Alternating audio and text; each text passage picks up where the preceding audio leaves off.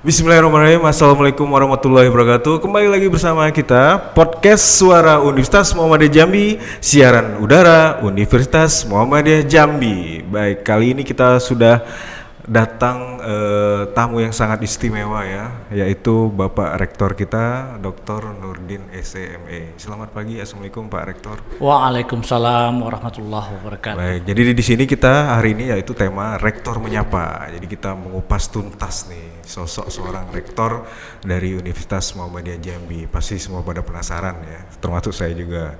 Jadi Pak Rektor ini adalah role model juga untuk saya pribadi ya, dari semangatnya ya, dari idenya, inovasi yang luar biasa. Nah, maka dari itu kita akan menggali izin nih Pak Rektor, menggali dalam arti informasi ya dari profil Pak Rektor yang sangat luar biasa. Nah, mungkin nanti sharing Pak Rektor ya, jadi semuanya bisa dapat dari ilmu dan informasinya. Nah Pak Rektor, sebelum mulai saya ingin menanyakan dulu, sehat Pak? Alhamdulillah hari ini karena ada podcast ini saya usahakan seminggu ini menjaga kesehatan. Alhamdulillah sehat. Luar biasa. Dari badan juga selalu segar Pak Rektor. Iya. Terakhir bulu tangkis Pak Rektor ya? Bulu tangkis ya, berkebun juga. Wah luar biasa. Apalagi mobil katananya Pak ya? Nah, off-road ya. Jadi penonton saja dulu. Iya. Kalau saya selalu lihat status Pak Rektor. Iya. Ya. Oke. Baik Pak Rektor, mungkin di sini kan pada penasaran semua nih, termasuk saya Pak Rektor. Jadi bagaimana perjalanan Pak Rektor ya hingga saat ini bisa menjadi rektor dari Universitas Muhammadiyah Jambi? Oh iya. Silakan Pak Rektor. Terima kasih. Sebenarnya ini kan di luar dugaan dan di luar perencanaan ya. Perjalanan hidup saya kan tidak ada awal-awalnya mimpi saya menjadi seorang dosen maupun menjadi seorang rektor apalagi kan. Saya awalnya itu pengennya menjadi pengusaha. Nah, itu. Makanya S1 saya itu saya ambil ekonomi. Dan saya ambil ekonomi manajemen karena ekonomi manajemen itu awalnya kan namanya ekonomi perusahaan itu kalau dalam bahasa kurikulum lama itu, sehingga saya ambillah program studi manajemen itu dan setelah lulus ternyata di dunia nyata itu susah ya, informasi zaman dahulu dengan zaman sekarang kan beda. Iya, benar. Nah, kalau sekarang kan mau melamar aplikasi saja, kalau dulu lewat pos, lewat koran, segala macam. Akhirnya saya mikir, wah ini nampaknya enggak mungkin, apalagi di Jambi pada saat itu kan enggak ada perusahaan-perusahaan besar ya. Tidak seperti Jakarta. Sementara kalau kita ke Jakarta juga waktu itu selain tidak ada orang di sana, kondisi ekonomi juga tidak memungkinkan seperti itu. Dan saya bertemu dengan dosen PA saya waktu itu mengajak saya untuk PS ya, bukan pembimbing skripsi ya, itu untuk mencoba menjadi dosen di sini, di waktu itu namanya Akubang, Akademi Keuangan dan Perbankan Muhammadiyah Jambi. Itulah awal saya jadi dosen itu. Jadi dosen, setelah itu ya mulai lagi baca undang-undang segala macam ini kan. Saya tahunya syarat dosen harus S2 itu saya duluan tahu itu. Makanya saya berusaha mencari ya, karena kemampuan keuangan tidak ada, saya cari beasiswa. Kebetulan alhamdulillah dapat beasiswa S2 dan pas berlakunya itu saya sudah S2 seperti itu. Nah sama ini S3 juga gitu. Kan 2025 ini rencana itu sudah nampak kan, blueprintnya itu seorang dosen itu harus S3. Kan saya cepat-cepat juga kuliah S3 dan saya cari beasiswa, alhamdulillah saya dapat beasiswa. Nah itu perjalanan saya sebagai dosen. Lalu perjalanan saya di jabatan struktural ya, atau dalam istilah dosen itu tambahan ya, pekerjaan jabatan tambahan ya, bukan jabatan fungsional sebagai rektor. Mungkin itu perjalanan hidup ya yang tidak saya bayangkan sebelumnya. Saya dari orang desa, terus terang di desa saya itu listrik masuk itu tahun 88. Jadi saya kuliah itu masih pakai semprong, ini masih ingat saya lampu semprong. Saya baru 2 tahun. Iya, tuh pakai lampu semprong. Dan memang perjalanan mungkin ya kawan-kawan maupun perserikatan melihat saya mampu untuk mengemban amanah ini, tentu ini saya jalankan. Dan memang dalam pekerjaan saya mengatakan itu pekerjaan itu adalah selain beramal juga berinvestasi. Nah, investasi. Kalau investasi kita jelek bagi keluarga, bagi kawan itu akan berdampak. Kalau investasi kita bagus, kita bisa menjadi kebanggaan juga bagi keluarga kita maupun bagi kawan. Jadi bekerjalah dengan beramal dan bekerjalah dengan berinvestasi. Nah, itu prinsip saya itu. Luar biasa ya. Jadi di sini bisa kita lihat loh dalam perjalanan Pak Rektor. Berarti Pak Rektor ini berpikir ke depan. Ya. Ya, itu yang perlu kita lakukan ya sebagai dosen maupun teman-teman semua ya Pak Rektor ya. Luar biasa. Ya. Nah Pak Rektor, tantangannya sebenarnya apa ya Pak? Dalam untuk apa? Perjalanan hingga saat ini ada nggak tantangan yang menurut Pak Rektor? Tantangan sebagai dosen? Iya. Tantangan sebagai dosen itu yang paling berat itu ada menggagalkan mahasiswa. Dalam arti apa nih Pak? Kalau meluluskan mahasiswa itu kan bukan tantangan. Oh iya benar. Meluluskan mahasiswa. Tapi menggagalkan mahasiswa yang memang gagal itu yang agak berat ya. Bukan kita misalnya gini, mahasiswa itu lulus lalu kita gagalkan. Nanti itu sebagai dosen itu tentu tidak boleh dilakukan. Tapi ketika mahasiswa itu gagal, lalu kita gagalkan, nah itu paling berat itu. Itu keputusannya sudah sangat manusiawi sekali. Makanya saya kalau berpikir untuk menggagalkan mahasiswa, dan itu cerita Pak Edward juga. Mungkin beliau nanti mendengar itu. Jadi ada satu mahasiswa yang saya anggap gagal, E nilainya. Lalu menurut beliau jangan di-E-kan dulu, lihat dulu, lihat orangnya rajin dan tidak kuliah, lalu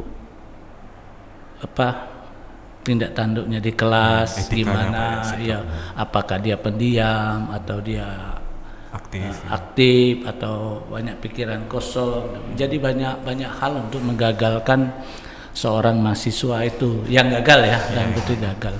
Nah itu saya lakukan hingga saat ini.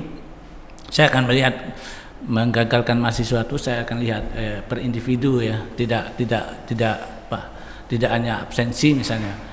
Bisa saja dia kan ketika dia kuliah itu banyak permasalahan di luar. Nah kalau kita tambah dengan permasalahannya kita buat, nah, tambah repot nanti ya, seperti itu. Jadi pekerjaan dosen itu yang paling berat itu menggagalkan mahasiswa yang gagal itu. Benar, Pak. Menarik sekali Pak. Ya, ini perlu memang ada beberapa faktor ya Pak yang bisa tidak hanya akademisi ya Pak, tapi sikap juga sikap diperhatikan ya. Baik, luar biasa nih Pak Rektor. Nah kemudian Pak, semenjak menjabat menjadi rektor Universitas Muhammadiyah Jambi, apa saja Pak program kerja atau capaian yang telah Bapak lakukan selama ini sampai saat ini? Ya, kita sebenarnya kan tidak menyangka ya proses menjadi Universitas Muhammadiyah Jambi ini bisa dilakukan. Pada awalnya kita masih sanksi apakah bisa sekolah tinggi ilmu ekonomi ini berubah menjadi universitas. Karena programnya dulu itu setiap untuk menjadi universitas itu harus ada 10 prodi. 10 prodi. Nah, 10 prodi dengan 6 dosen. Artinya kita cuma punya dua prodi. Artinya ada 8 prodi yang harus kita tambah dengan kali 6 dosen. Artinya secara finansial kita hitung-hitung itu dulu, lalu kita hitung lagi sarana dan prasarana khususnya infrastruktur. Nah, alhamdulillah seiring berjalan waktu ya, mungkin Allah juga ini menolong kita ya. Keluar PP nomor 50 itu saya baca, kita buat, ternyata untuk mendirikan universitas itu cukup dengan 5 prodi. Artinya kita sudah 2 prodi, kita tambah 3 prodi. Nah, kendala kita pertama adalah prodi yang 3 ini prodi STEM ya. Ini STEM ini bukan prodi sosial ya. Prodi sosial artinya prodi kalau di SMA itu ya prodi-prodi IPA itu. Lalu kita cari ada tiga prodi itu. Dapat permasalahan selanjutnya adalah pada saat 2019 itu boleh menjadi universitas kalau merger. Nah, merger kan. Nah, kita kan sendiri nggak bisa merger dengan yang lain. Lalu kita berupaya, ternyata adalah celah kita untuk berubah bentuk menjadi universitas itu tanpa merger dengan menambah 3 prodi itu. Nah, menambah 3 prodi tentu banyak hal yang harus kita lakukan. Pertama karena kita memang berubah bentuk, jadi ibarat suami istri itu ya cuman harta 1, bukan 1 tambah 1 2. Kalau merger kan 1 tambah 1 2. Kalau ini 1 harus menjadi 2. Nah, 1 harus menjadi 2. Maka kita harus banyak menambah infrastruktur. Nah, infrastruktur tersebut tentu tidak sekonyong-konyong kita dapatkan, sesuai pula dengan kemampuan kita ya. Jadi prinsip saya ketika pertama itu kita memenuhi apa saja standar minimal saja bagi sebuah prodi. Kalau tidak ada standar minimal, kita lakukan MOU dengan instansi lain supaya standar minimal itu bisa kita penuhi. Alhamdulillah ya, kita sepakatan kawan-kawan, karena memang universitas ini kan kolektif kolegial ya, walaupun semua tanggung jawab itu pada rektor, tapi keputusan itu adalah keputusan bersama. Kita berupaya bagaimana merubah wajah sekolah tinggi ilmu ekonomi itu betul-betul menjadi wajah universitas, artinya tidak lagi menampakkan wajah sebagai sekolah tinggi. Jadi kita rubah menjadi universitas. Salah satunya adalah dengan membangun gedung. Alhamdulillah gedung kita ini sudah 90% kita siapkan, walaupun ya dalam tanda kutip ya sesuai kemampuan kita. Pengennya saya ya tidak hanya gedung ini saja, tapi semua kebutuhan prodi itu harus kita penuhi. Alhamdulillah lah tahun ini kita dapat bantuan itu komputer sebanyak 20 unit yang speknya cukup memenuhi syarat untuk prodi sistem informasi dan informatika. Nah, untuk kehutanan memang kita melakukan kerjasama lagi dengan beberapa instansi, tapi kita punya upaya juga untuk laboratorium kehutanan itu yang bersifat memang di luar itu kita siapkan lahan untuk laboratorium itu. Untuk laboratorium dasar memang kita masih kerjasama dengan yang lain. Nah, mudah-mudahan tahun 2022 nanti itu laboratorium dasar untuk MIPA ini bisa kita penuhi walaupun dengan standar minimal. Amin, luar biasa. Ini semakin menarik ya perbincangan kita hari ini. Terus terang saya juga sangat tertarik ya untuk ini. Sebelum kita melanjutkan, kita saksikan dulu iklan berikut ini.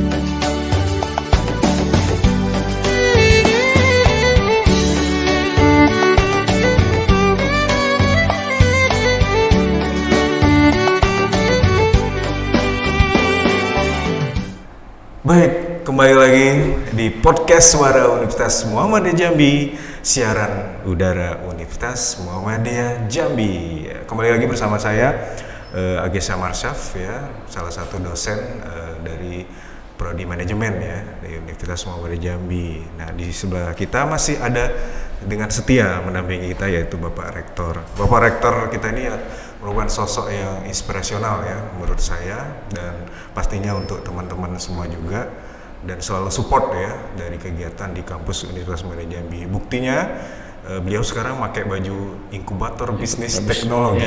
Ya, ini salah satu dari program kita Pak ya, dari kampus untuk membina entrepreneur ya, karena tagline kita kan profesional, entrepreneur, dan islami. Luar biasa, Pak Rektor adalah salah satu inovasi ya dari situ. Nah, lanjut nih Pak,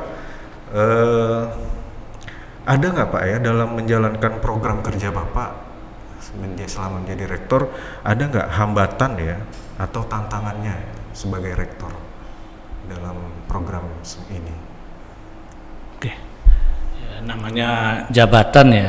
Jabatan itu kan memikul amanah ya. Memikul amanah. Namanya amanah itu biasanya ada hambatan maupun tantangan. Dan biasanya orang yang memikul amanah itu kan tanda kutip kan orang pilihan. Orang pilihannya mampu seperti itu. Kalau dikatakan hambatan tidak ada ya tidak juga. Hambatannya berat sekali sebenarnya hambatan kita. Apalagi hambatan saya sebagai rektor pertama di sini ya. Pertama bagaimana kita menyiapkan infrastruktur dasar ini untuk universitas ini supaya kita dikatakan layak menjadi sebuah universitas. Terutama adalah peningkatan infrastruktur dan peningkatan sumber daya manusia. Nah makanya saya selalu jarang di ruangan saya kan, karena saya selalu berinteraksi dengan para dosen, para tendik. Tujuan saya adalah bagaimana memotivasi para tendik, para dosen gitu, dalam bekerja, dalam membawa Universitas Muhammadiyah Jambi ini ke depan lebih baik gitu. Nah, dengan cara seperti itu saya kira tantangan-tantangan yang ada itu bisa kita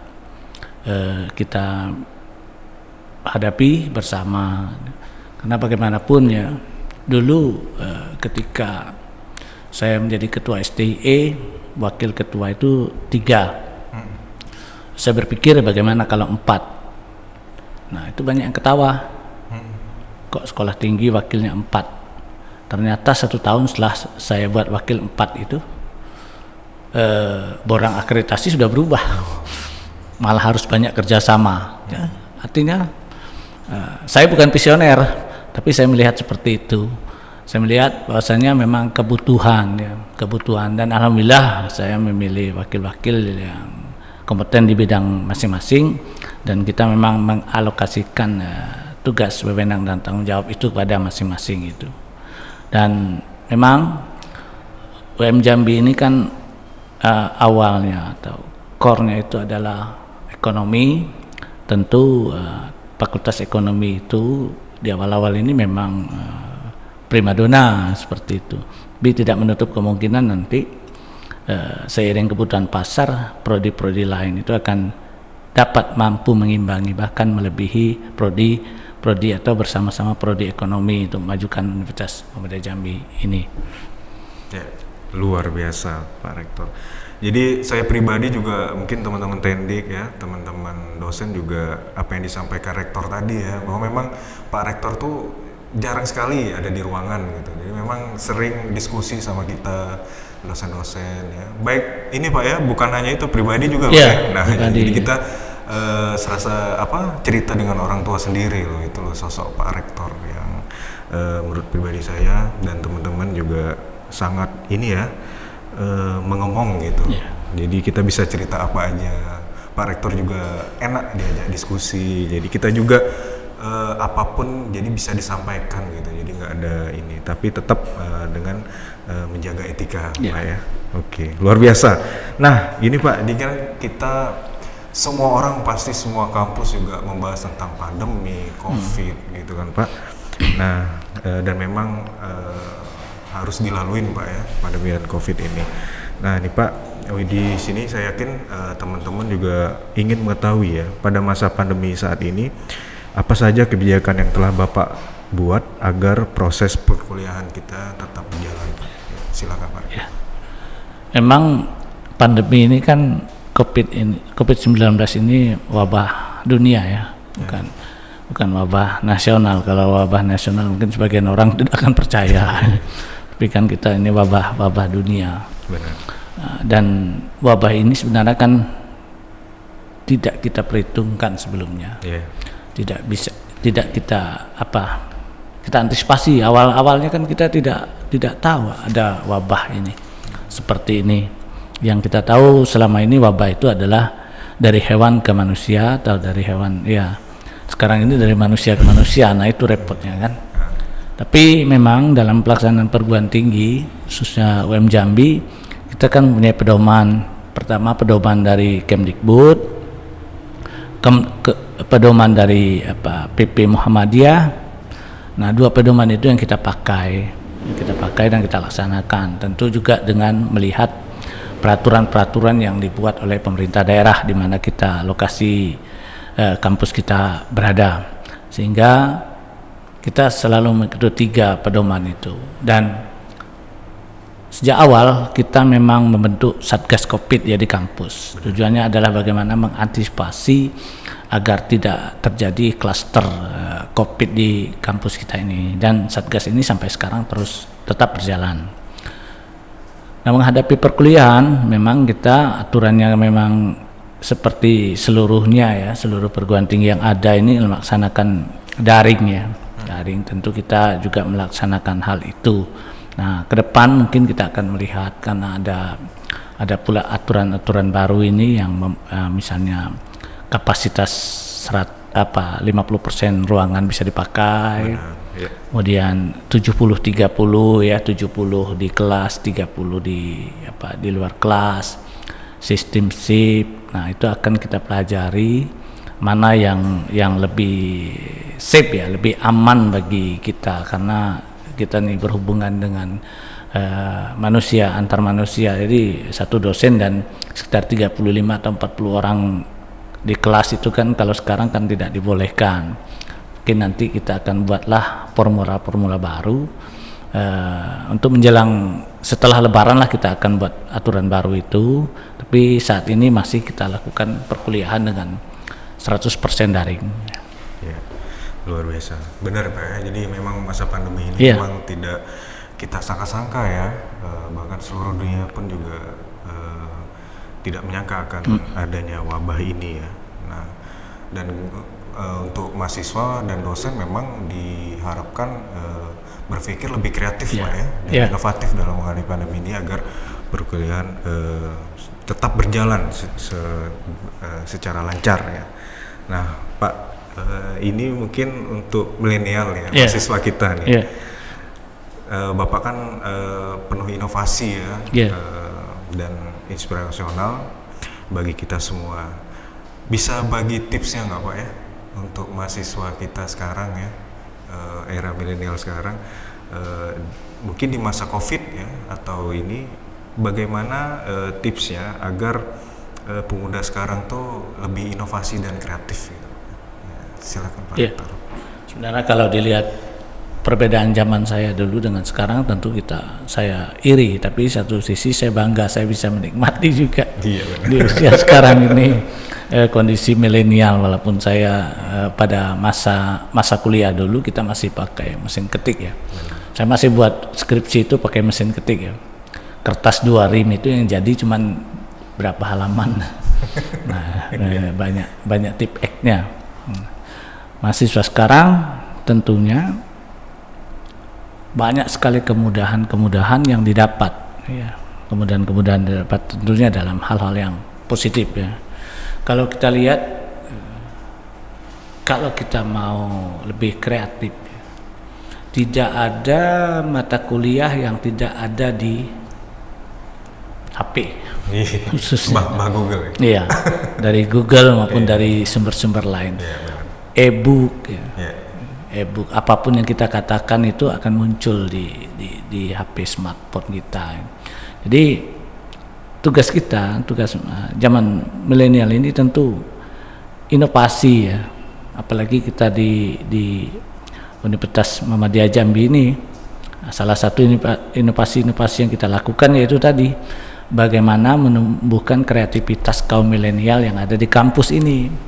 Salah satunya adalah dengan membuat pusat-pusat kajian, unit-unit yang memang menampung keinginan sesuai dengan kondisi, sesuai dengan keadaan zaman sekarang. Misalnya saja IBT ini kan, inkubator bisnis. Nah, kita buat kenapa? Untuk menampung kreativitas mahasiswa dalam berinovasi, lalu kita juga bisa mengabdikan inovasi itu pada di tengah-tengah masyarakat.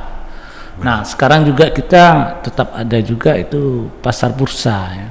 Benar. Itu juga menampung keinginan para milenial bagaimana bisa bertransaksi di pasar modal. Benar. Nah, itu.